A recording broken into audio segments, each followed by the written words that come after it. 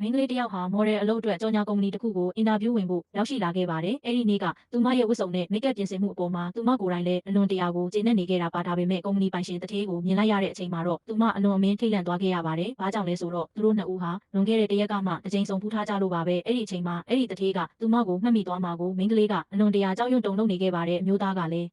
အဲ့ဒီလှပတဲ့မိန်းကလေးကိုတစုံမြင်ချင်းမှာတင်တစ်ချက်မိုင်းမိသလိုချစ်မိသွားခဲ့ပါတယ်။သူဟာသူမရဲ့လက်ကင်ပြီးအတူတူပျော်ပါနေတဲ့ပုံစံတောင်စိတ်ကူးရင်လိုနေမိပါတယ်။သူ့ရဲ့လက်ထောက်ကသတိပေးမှသာသူဟာအသိစိတ်ဝင်လာခဲ့ပါတယ်။ထို့နောက်မှာတော့အမျိုးသားကမိန်းကလေးကိုမော့ကြည့်ဖို့တောင်းဆိုခဲ့ပါတယ်။မိန်းကလေးကလည်းဒီလူကိုလှည့်စားဖို့အတွက်ကိုဟန်ဆောင်ဖုံးကွယ်ရမယ်လို့စိတ်ထဲမှာတွေးလိုက်ပါတယ်။သူမဟာချက်ချင်းပဲအပြုံးလေးနဲ့သူ့ကိုမော့ကြည့်လိုက်ပါတော့တယ်။အမျိုးသားကဒီမိန်းကလေးဟာမနေ့ကလူနဲ့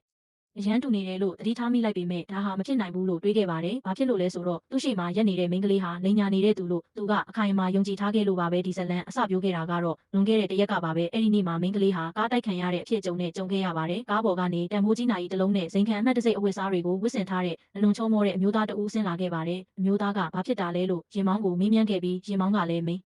ကလေးကိုမတော်တဆတိုက်မိသွားကြောင်းအမြန်ဝင်ခံခဲ့ပါတယ်ဒါပေမဲ့အမျိုးသားကမိန်းကလေးရဲ့မူလမျက်နှာကိုမြင်လိုက်ရတဲ့အခိုက်အတန့်မှာတင်ဆင်းရဲတဲ့ဒီမိန်းကလေးကိုချက်ချင်းပဲဆွဲလန်းချစ်ခင်သွားခဲ့ပါတော့တယ်အဲ့ဒီနောက်သူဟာရှောက်လာပြီးဘယ်မှာနေလဲလို့မေးမြန်းခဲ့ပါတယ်မိန်းကလေးကငိုယိုပြီးသူမအိမ်ကဒီနားမှာပါပဲလို့ပြောခဲ့တယ်လို့ပျက်စီးသွားသမျှအတွက်သူမပဲရောကြေးပေးပါမယ်လို့ဟန်ဆောင်ပြောဆိုခဲ့ပါတယ်သူမမှာရှိတဲ့ပတ်စံအကုန်လုံးကိုအမြန်ထုတ်ပြခဲ့ပေမဲ့အမျိုးသားကတော့ဘာမှရောစရာမလိုဘူးလို့ပြောခဲ့ပါမိန်းကလေးကလွတ်လွတ်လပ်လပ်ထွက်သွားလို့ရပြီလို့တွေးလိုက်ချိန်မှာပဲအမျိုးသားကရုတ်တရက်လက်ကိုလှမ်းဆွဲလိုက်ပါတယ်ပြီးတော့သူ့ရဲ့ထီးကိုမိန်းကလေးစီပေးအပ်ခဲ့ပါတယ်သူမရဲ့တနာစရာကောင်းတဲ့ပုံစံကိုမြင်ပြီးနောက်မှာတော့အမျိုးသားကနောက်ပြန်လှည့်ကားထွက်သွားခဲ့ပါတော့တယ်အဲ့ဒီအချိန်မှာပဲရင်မောင်းကအမျိုးသားကိုသူ့ရဲ့တူဖြစ်သူရုတ်တရက်ဆေးရုံတင်လိုက်ရကြောင်းပြောပြခဲ့ပါတယ်အမျိုးသားကလည်းရင်မောင်းကိုဆေးရုံစီချက်ချင်းမောင်းဖို့အမိန့်ပေးခဲ့ပါတယ်အမျိုးသားထွက်သွားပြီးနောက်မှာမိန်းကလေးစီကိုလည်းစိတ်ချတစ်ခုရောက်လာခဲ့ပါတယ်သူမရဲ့ရီးစားဟာမတော်တဆမှုတစ်ခုကြောင့်ဆေးရုံတင်လိုက်ရပြီဖြစ်လို့သူမလည်းကားကိုအမြန်မောင်းပြီးဆေးရုံကိုသွားခဲ့ပါတယ်တကယ်တမ်းမှာတော့ရင်မောင်းရဲ့တူဖြစ်သူဟာသူ့ရဲ့ချစ်သူအတွက်ပင်လယ်ခရုကောက်ပေးနေရင်ပင်လယ်ထဲပြုတ်ကျခဲ့တာဖြစ်ပါတယ်အမျိုးသားကသူ့ရဲ့တူကိုမိမတယောက်အတွက်နဲ့အသက်အန္တရာယ်ကိုစွန့်စားရလောက်အောင်ဘာလို့ဒီလောက်မိုက်မဲရတာလဲဆိုပြီးစူပူချင်းမောင်းခဲ့ပါတယ်ဆေးရုံကနေပြန်ထွက်လာစင်မှာပဲဆေးရုံပေါက်ဝမှာရင်းနှီးနေတဲ့ကြောပြင်တစ်ခုရက်နေတာကိုလိုက်ရပြီးအံ့အားသင့်သွားခဲ့ပါတယ်သူ့စိတ်ထဲမှာ